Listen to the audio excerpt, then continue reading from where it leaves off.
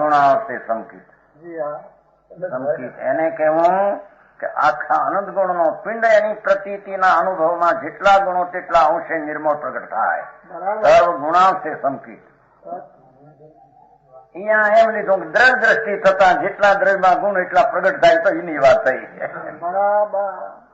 સમજાણું કાંઈ ટોડનમલજીએ લીધું છે કે સમ્યક થતા જ્ઞાનાદિ અનંત ગુણો એક દેશ પ્રગટ થાય છે.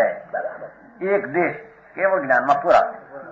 સમ્યક આત્મા અનુભવ થતા આત્મા પૂર્ણાનંદનો નાથ અનંત ગુણનો ધણી અનંત અનંત જેમાં શક્તિઓનું સામર્થ્ય શક્તિઓ સંખ્યા એવો રહેનાર અનંત કાળ પણ રહે ભલે પણ સંખ્યા અનંતી અનંતી શક્તિઓ એક એક શક્તિમાં અનંત અનંત સામર્થ્ય એવું જ્યાં અંતરમાં રાગ ને પુણ્યની પ્રીતિ છૂટી અને જ્યાં પ્રભુ પ્રત્યે પ્રેમ જાગ્યો ત્યાં પ્રભુ આખો પરણીને ઉછળીને પર્યાયમાં નિર્મળ બધો થઈ ગયો કે છે.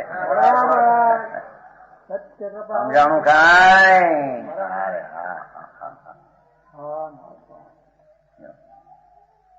ન હોય એ કાલે જાય છે. સ્વરૂપાચરણ ન હોય, નિર્વિકલ્પ દશા ન હોય, ચોથે નિર્વિકલ્પ ન હોય, આનંદ નો હવાલ નીચે ન હોય, આનંદ તો 13મે હોય. ઠીક ભગવાન તું ઠીક મારું અરે ના એને નહીં એ તો 12મે ના પડે.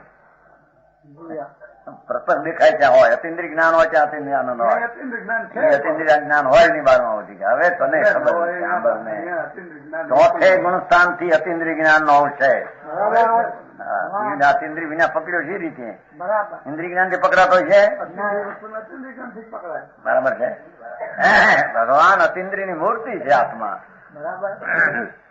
એ અતિન્દ્રિય જ્ઞાન નિર્મળ શુદ્ધ અતિન્દ્રિય નિર્મળ શુદ્ધ જ્ઞાન એના દ્વારા જણાયો છે. રાગ દ્વારા, શાસ્ત્રના લક્ષ દ્વારા, પદ દ્વારા જણાયો નથી. સમજાણું કાંઈ?